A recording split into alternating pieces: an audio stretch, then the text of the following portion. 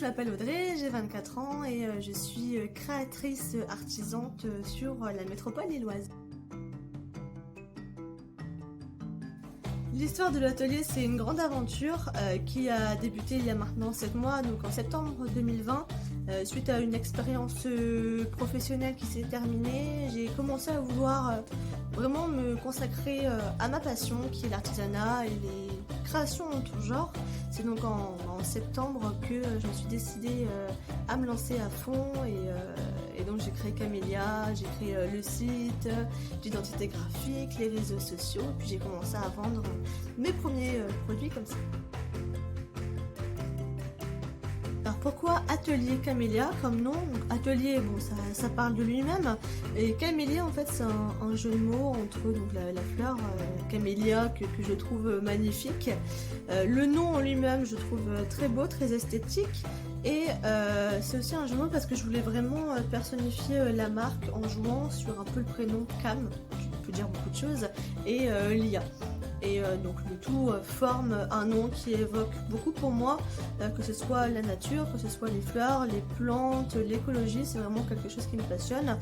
J'ai d'ailleurs des tatouages fleurs un peu partout sur moi et du coup je me suis dit quitte à créer ma propre entreprise, je voulais vraiment qu'elle corresponde à moi et mes valeurs et voilà autour des plantes et des fleurs.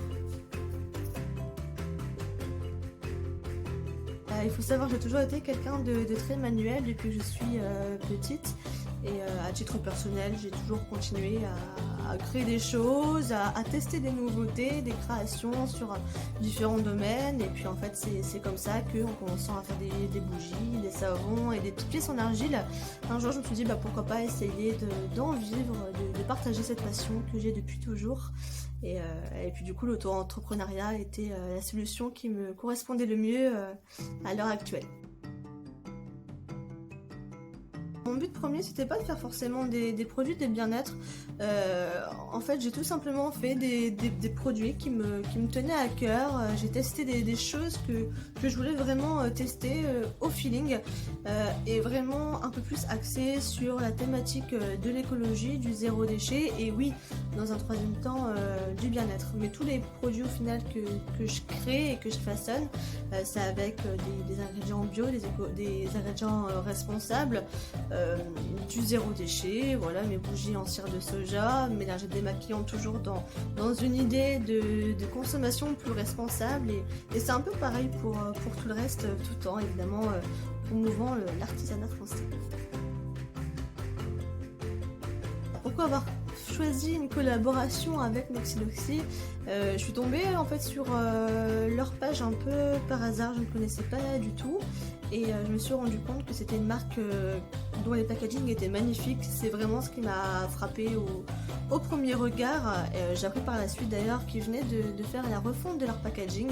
et moi qui suis vraiment passionnée par ça, c'est quelque chose qui m'a intriguée dès le départ, ce côté très minimaliste où on sentait qu'il y avait aussi une envie de transparence et c'est ce qui m'a intriguée. Et ensuite quand j'ai commencé à parler principalement avec Margot et que j'ai découvert un peu les valeurs de la marque, je me suis rendu compte qu'elles étaient totalement en adéquation avec les miennes et c'est donc en fait en échangeant au fur et à mesure où cette idée de collaboration est venue entre deux marques qui essayent d'avoir une meilleure empreinte sur l'environnement tout en proposant des produits de qualité. Et comme tout le monde, que du bonheur, en dehors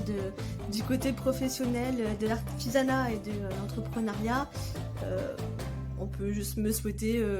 d'être heureuse, de continuer à faire ce que j'aime et d'être épanouie dans ma vie à la fois professionnelle et personnelle.